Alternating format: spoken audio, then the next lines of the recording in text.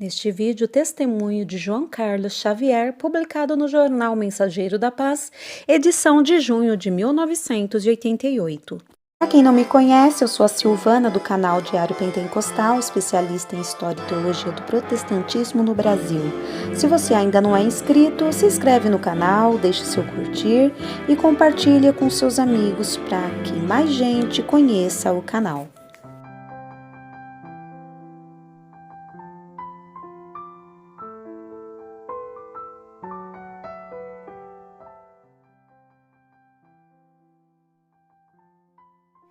Filho de pais separados, João Carlos Xavier, nascido no Rio de Janeiro em 1954, foi criado pelo pai e avó, longe de sua mãe, pois esta, por força de circunstâncias, afastou-se da família quando ele tinha 9 anos de idade.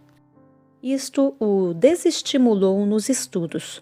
Sua escola passou a ser a rua. Começou a fumar cigarros de papel jornal e aos 14 anos, diante do desemprego de seu pai, que era sapateiro, começou a trabalhar para ajudar nas despesas de casa. Arranjou emprego na Light, mas não demorou muito ali, por receber influências negativas e cair na vadiagem. Tempos depois, já com 16 anos de idade, seu pai conseguiu-lhe um emprego no escritório de um amigo. Certo dia, ao voltar para casa, Carlos resolveu dar um passeio na Ilha do Governador. Desceu no Jardim Guanabara. Viu muitos despachos na beira da praia e percebeu que estava perdido, não sabia mais voltar para casa. Um homem se aproximou dele e se propôs a ensinar-lhe o caminho de volta. Antes, vendo que o rapaz estava com muita sede, convidou-o a ir tomar água em sua casa. João Carlos aceitou, e foi aí que ele iniciou a trajetória de um caminho que o levou rapidamente para o abismo.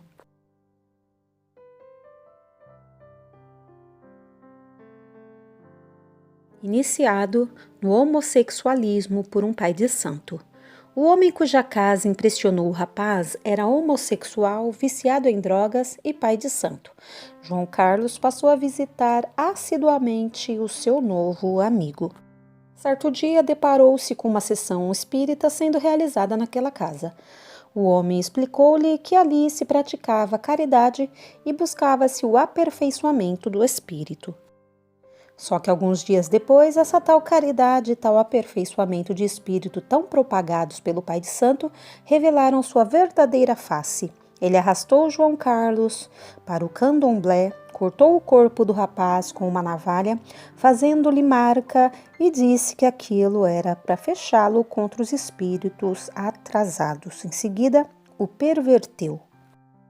Depois disse que iria virá-lo no santo. Resultado, João Carlos recebeu um espírito imundo e passou a entregar-se a práticas imorais.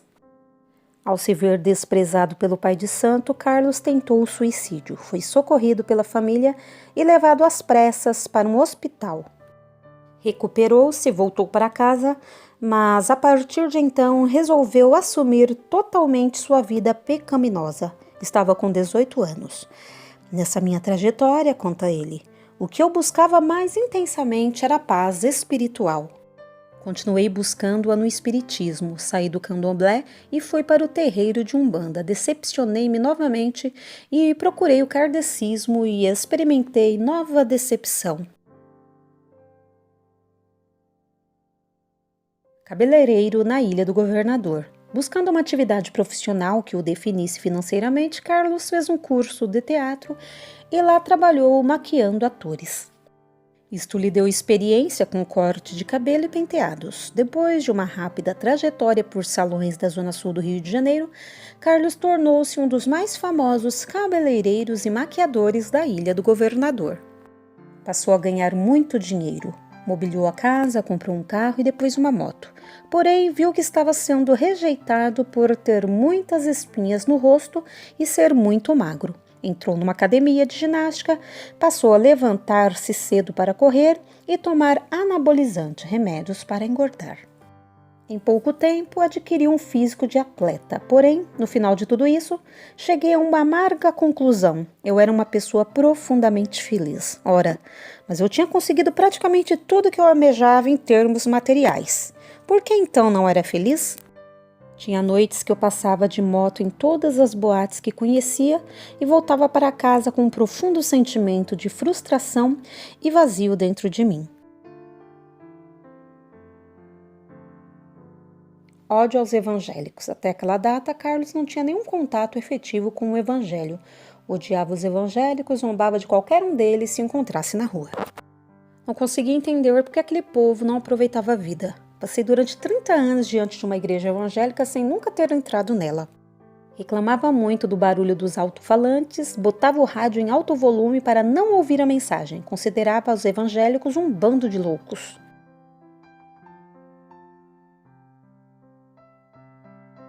Estou aidético. Certa vez, Carlos foi passar um final de semana em um sítio. Lá comeu algo que lhe fez mal.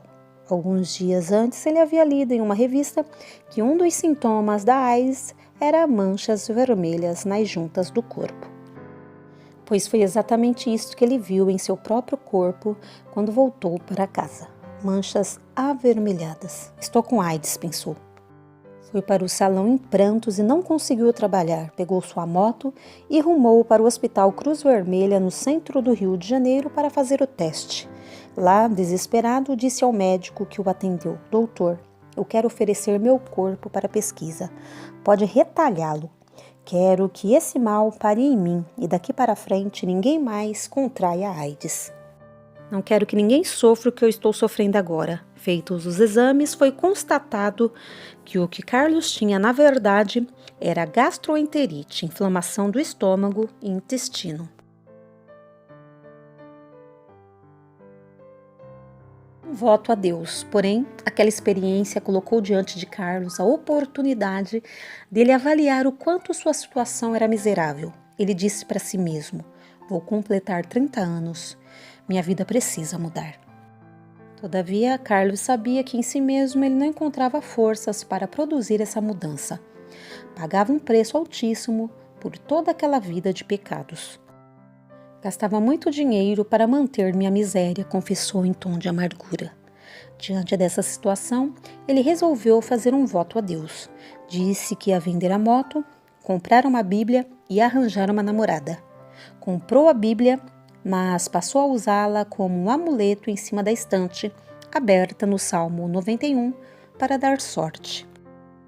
Apareceu um comprador para a moto, mas ele não a vendeu.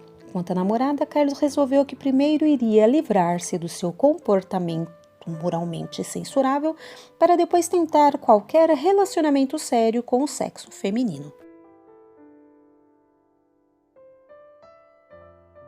Um desastre coloca-o diante da morte. Porém, no dia em que completava 30 anos e estava resolvido a mudar de vida, alguns de seus amigos apareceram em sua casa e lhe fizeram uma festa surpresa. No final, ele resolveu que não iria mudar. Continua sua trajetória de práticas pecaminosas até que no dia 29 de novembro de 1984, sua vida tomou um rumo inesperado e diferente. Vinha de moto descendo do alto da Boa Vista, todo equipado, quando de repente freou para não atropelar um cachorro. O carro que vinha atrás, um Passat, desviou-se do carro da frente, mas o motorista não viu que a moto de Carlos estava ao seu lado. Resultado, Carlos bateu no Passat e a pancada foi tão violenta que seu rosto transformou-se em uma verdadeira massa de sangue. Afundei minha cabeça na lateral daquele carro. A estrutura óssea do meu rosto partiu-se em 270 pequenos fragmentos. Saíam pedaços de ossos pelo meu nariz. O maxilar e o molar se deslocaram. A cartilagem do nariz ficou pendurada. Tive traumatismo craniano e fissuras nas costelas. Houve um deslocamento de todos os ossos do meu rosto. O laudo médico acusou fratura de foro 3, a pior classificação para o caso. Carlos foi socorrido por uma viatura da polícia e outra do Corpo de Bombeiros. Não pôde ser atendido no pronto-socorro da Barra, pois já chegou ali apresentando sintomas de pneumocefalia, ou seja, estava ocorrendo entrada de ar pelas rachaduras de seu rosto e cabeça. O seu rosto e o pescoço pareciam uma bola cheia de ar, seu corpo estava coberto de hematomas. Foi transferido para o Hospital Miguel Couto, colocando-o em uma maca. Os médicos disseram: não passa desta noite. Quando o seu pai chegou, teve dificuldades de reconhecê-lo. Um médico lhe falou: o senhor pode voltar para casa, o estado de seu filho é irreversível. O que podíamos fazer por ele, já o fizemos.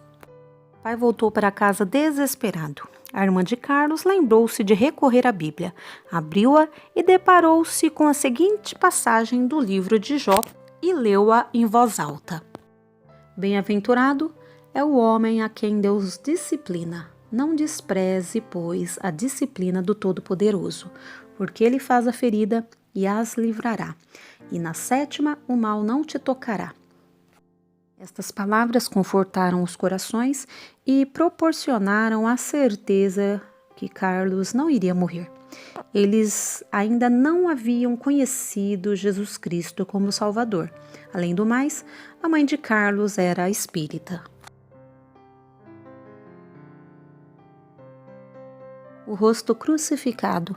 Ao ficar sabendo da situação do filho, sua mãe dirigiu-se a uma igreja evangélica. Não procurou um pai de santo, e sim as irmãs de oração. Pediu que a igreja orasse por Carlos. Os irmãos intercederam a Jesus Cristo, que ouviu o pedido dos seus servos. Carlos foi operado, em seguida contraiu meningite, sentiu dores indescritíveis. Tornou a ser submetido a outra cirurgia, mas Deus lhe deu vitória. Colocaram uma armação de aço presa ao meu crânio com um parafuso no alto da cabeça e outro parafuso atarrachado nas laterais. O ferro entrava pela minha boca, um fio de aço entrava pelas bochechas para prender os maxilares e todos os meus dentes foram amarrados. Fiquei com aquela armação sem poder falar, chorar, sorrir ou comer. Sentia que o meu rosto estava como que crucificado. Fiquei naquelas condições durante 33 dias, o que corresponderia em anos à idade do meu Salvador.